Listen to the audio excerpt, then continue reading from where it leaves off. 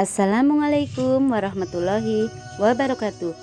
Salam guru penggerak, tetap semangat. Bapak Ibu guru hebat, saya Nuria Witowati, calon guru penggerak Angkatan 7 Kabupaten Banyumas, akan menyampaikan koneksi antar materi, kesimpulan, dan refleksi pemikiran Ki Hajar Dewantoro. Sebelum mempelajari tentang konsep pemikiran Ki Hajar Dewantoro, saya berpikir bahwa anak atau peserta didik adalah kertas kosong yang harus ditransfer dengan ilmu pengetahuan.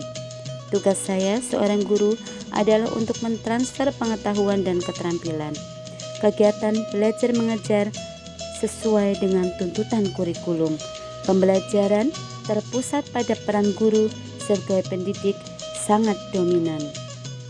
Setelah mempelajari dan mengikuti konsep pemikiran Ki Hajar Dewantoro, pemikiran saya berubah.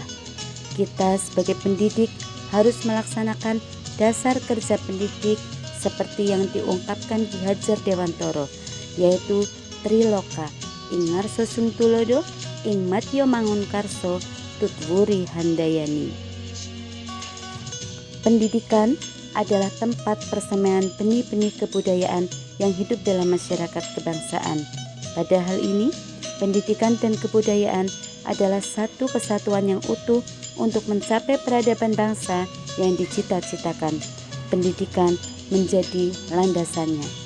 Inti dari filsafat Ki Hajar Dewantoro adalah perubahan di mana kebudayaan harus statis, selalu bergerak sesuai kodrat alam dan kodrat zaman. Relevansi pemikiran-pemikiran Ki Hajar Dewantoro terhadap transformasi pendidikan adalah filosofi tentang perubahan. Yang pertama, kodrat keadaan terdiri dari kodrat alam dan kodrat zaman. Yang kedua, prinsip melakukan perubahan dengan asas trikon, kontinuitas, konvergensi, dan konsentris. Yang ketiga, tentang budi pekerti. Relevansi pemikiran Ki Hajar Dewantoro terhadap transformasi pendidikan selanjutnya adalah pendidikan dan pendidik yang memandang anak dengan rasa hormat. Pendidik yang berpihak pada anak adalah bebas dari segala ikatan, dengan suci hati mendekati sang anak bukan untuk meminta sesuatu hak, melainkan untuk berhamba pada sang anak. Setelah mempelajari filosofi pemikiran Ki Hajar Dewantoro, saya memperbaiki kegiatan belajar saya selama ini memandang anak sebagai objek dalam pembelajaran di kelas. Seharusnya merekalah subjek pembelajaran, merekalah pemegang kendali pembelajaran. Pendidik wajib menghamba pada anak dengan segala ketulusan hati.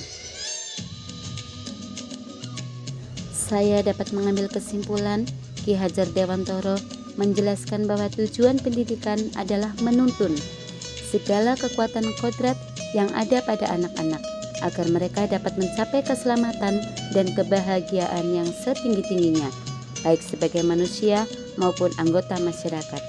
Oleh sebab itu, pendidik itu hanya dapat menuntun tumbuh atau hidupnya kekuatan kodrat yang ada pada anak-anak agar dapat memperbaiki lakunya, bukan dasar hidup dan tumbuhnya kekuatan kodrat anak. Dalam menuntun laku dan pertumbuhan kodrat anak, Ki Hajar Dewantoro mengibaratkan peran pendidik seperti seorang petani atau tukang kebun. Anak-anak itu seperti biji tumbuhan yang disemai dan ditanam oleh pak tani atau pak tukang kebun di lahan yang telah disediakan. Anak-anak itu bagaikan bulir-bulir jagung yang ditanam. Bila biji jagung ditempatkan di tanah yang subur dengan mendapatkan sinar matahari dan panggilan yang baik, maka meskipun biji jagung adalah bibit jagung yang kurang baik, kurang berkualitas, dapat tumbuh dengan baik karena perhatian dan perawatan dari pak tani.